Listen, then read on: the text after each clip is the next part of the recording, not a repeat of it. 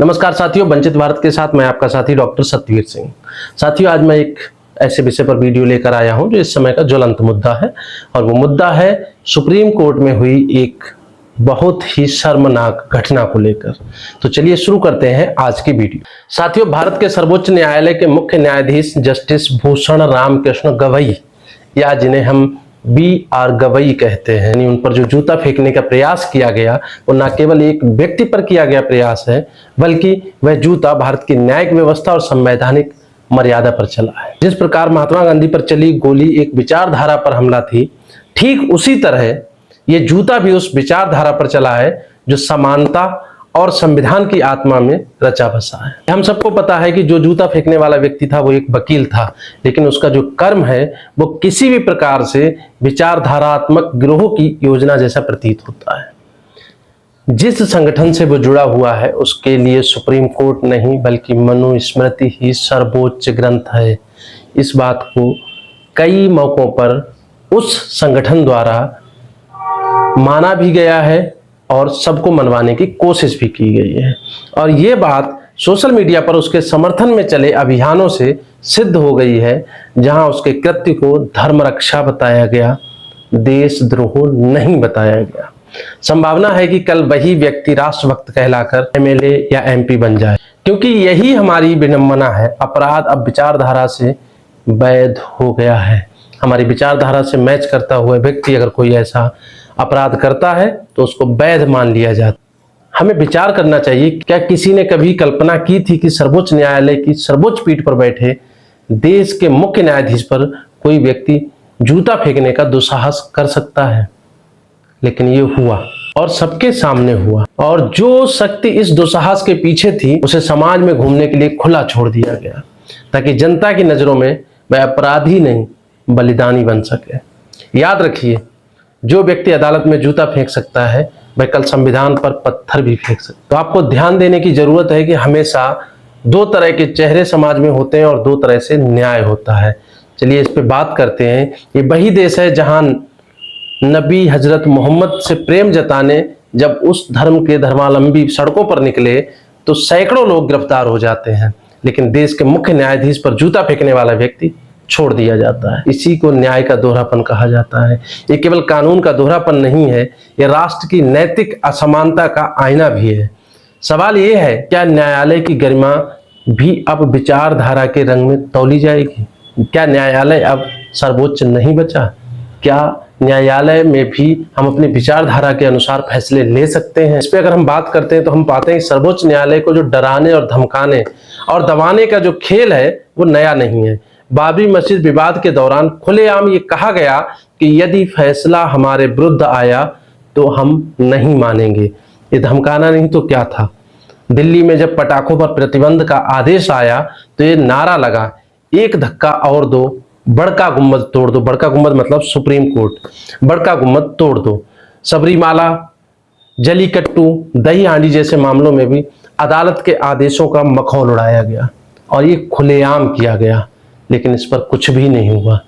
ये परंपरा एक पैटर्न बन चुकी है कि सुप्रीम कोर्ट में जो भी आदेश पारित हों वो हमारे फेवर के हैं तो अच्छी बात, और हमारे फेवर के नहीं है तो उनका हम मखौल उड़ाएंगे। जब भी न्याय उनकी सोच से टकराता है तो वे कहते हैं कि न्याय नहीं साजिश है। अगर हम बात करें न्यायमूर्ति गवई का मामला कि ये असल मामला है क्या, ये क्या मामला ये मूर्ति तक संबंधित है या मानसिकता से जुड़ा हुआ है? मामला कुछ इस तरह से है, ये जो विवाद है खजुराहो की एक खंडित मूर्ति की पुनर्स्थापना से जुड़ा था। सुप्रीम कोर्ट ने पुरातत्व विभाग यानी ASI के नियमों के आधार पर निर्णय दिया। उनका नियम है कि खंडित मूर्ति का पुनर्निर्माण नहीं, केवल संरक्षण किया जा सकता है।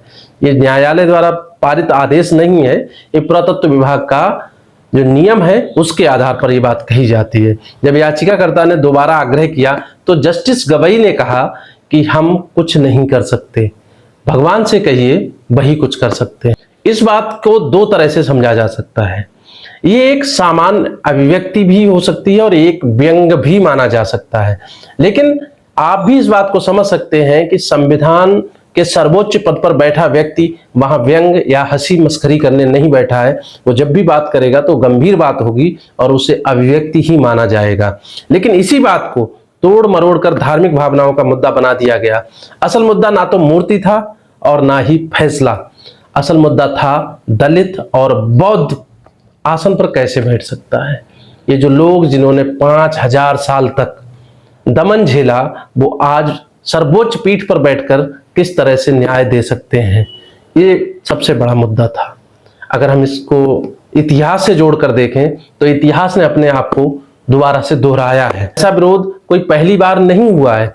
जब डॉक्टर भीमराव अंबेडकर ने हिंदू कोड बिल लाने की कोशिश की तो कृपात्री महाराज जैसे नेताओं ने उनका भीषण विरोध किया। वो विरोध उस विचार का था जो समानता की बात करता था, जो समानता की मांग करता था। आज वही इतिहास न्यायमूर्ति गवई के रूप में दोहराया जा रहा है। केवल नाम बदले हैं, कभी डॉक्टर भीमराव अंबेडकर थे तो कभी जस्टिस गवई।